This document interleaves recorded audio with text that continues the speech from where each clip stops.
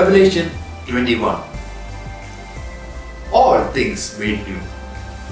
Now I saw a new heaven and a new earth, for the first heaven and the first earth had passed away. Also there was no more sea. Then I, John, saw the holy city, New Jerusalem, coming down out of heaven from God, prepared as a bride adorned for a husband. And I heard a loud voice from heaven saying, Behold, the tabernacle of God is with men, and he will dwell with them, and they shall be his people. God himself will be with them, and be their God, and God will wipe away every tear from their eyes. There shall be no more death, no sorrow, no crying. There shall be no more pain, for the former things have passed away. Then he who sat on the throne said, Behold, I make all things new. And he said to me, Write, for these words are true and faithful. And he said to me, It is done. I am the Alpha and the Omega, the beginning and the end. I will give of the fountain of the water of life freely to him who thirsts. He who overcomes shall inherit all things, and I will be his God, and he shall be my son. But the cowardly, unbelieving, abominable, murderers, sexually immoral, sorcerers, adulterers, and all liars shall have their part in the lake which burns with fire and brimstone, which is the second death. The New Jerusalem.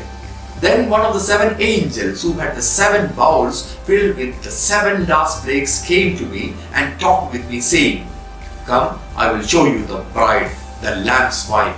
And he carried me away in the spirit to a great and high mountain, and showed me the great city, the holy Jerusalem, descended out of heaven from God, having the glory of God. Her light was like a most precious stone, like a jasper stone, clear as crystal.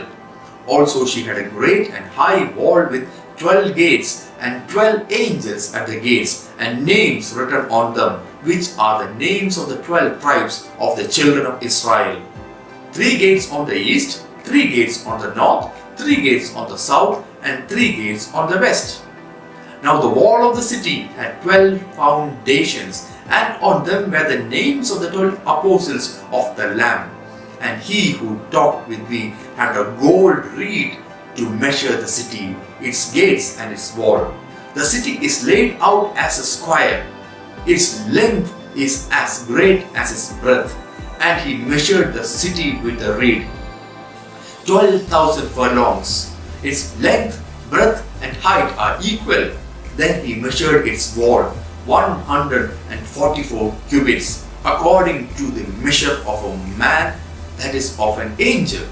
The construction of its wall was of jasper, and the city was pure gold, like clear glass. The foundations of the walls of the city were adorned with all kinds of precious stones.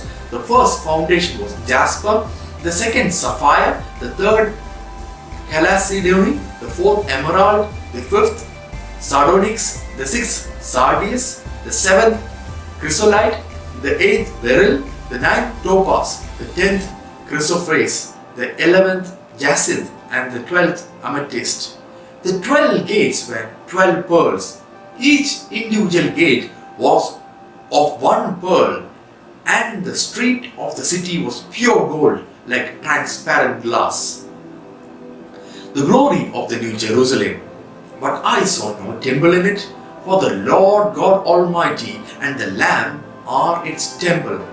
The city has no need of the sun or of the moon to shine in it, for the glory of God illuminated it.